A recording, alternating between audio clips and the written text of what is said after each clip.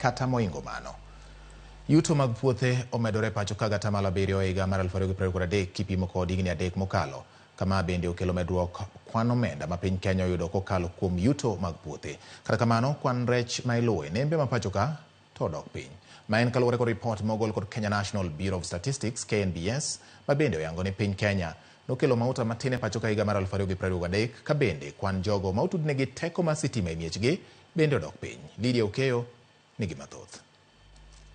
Ripodno ma ogol gi duol matimo nonro e pacho ka Kenya National Bureau of Statistics onyiso medruok e yuto mar puothe pacho ka gi 7% higa mar 2023 ka medruok ma kama pok none pacho ka higa mar 2019.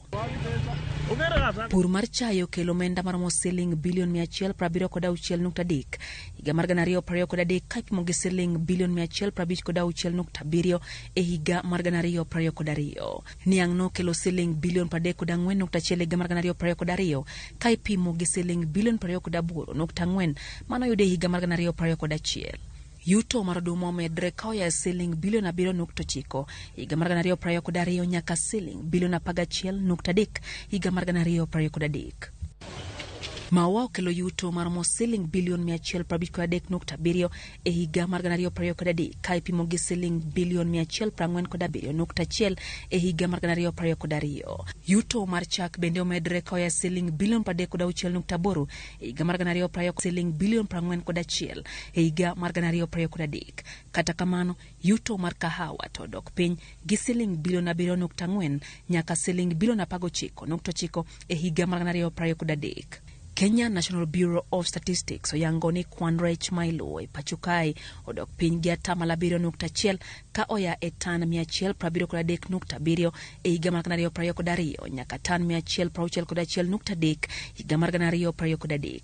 Yuto mar rech bende odok piny gi 2.9 nyaka siling bilion 35.9 e higa mar 2023. Report no bende yango ni 9% mar piny Kenya ema ni kod bunge kod yiende kata 91 onge kod bunge kod yiende. Yuto mar mwandu ma igole bwolo odok piny gi 4.3 ka oya siling bilion 35.2 higa mar 2022 nyaka siling bilion 24.2 higa mar 2023. Yuto mar mwandu mar nyinyo mag titanium odok piny gi 14.3 ka oya siling bilion 28.3 higa mar 2022 nyaka siling bilion 24.2 e higa mar 2023. KNBS bende oyango ni mwandu mag petrol ma ikele pacho ka ne odok piny e higa mar 2023 gi 7.6 nyaka tan milion 4.3. Kwan oganda ma otudnegi stima e miechgi odok piny ka oya megawatts 3,321.3 e higa mar 2022 nyaka megawatts 3,243.6 e higa mar 2023.